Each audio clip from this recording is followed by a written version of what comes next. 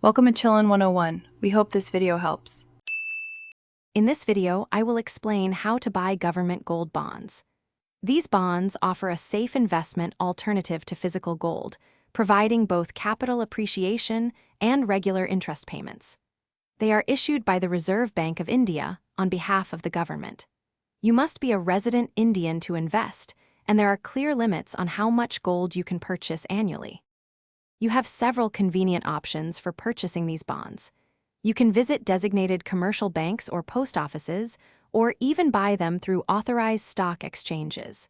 When applying, ensure you have your customer documents ready, such as your PAN card and Aadhaar. Payment methods are flexible, including digital options, with a discount often available for online applications. The application process is straightforward.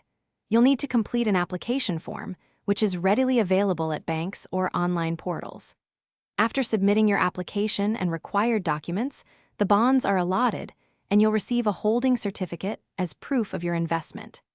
These bonds also offer a fixed interest rate of 2.5% per annum, paid twice a year directly into your linked bank account.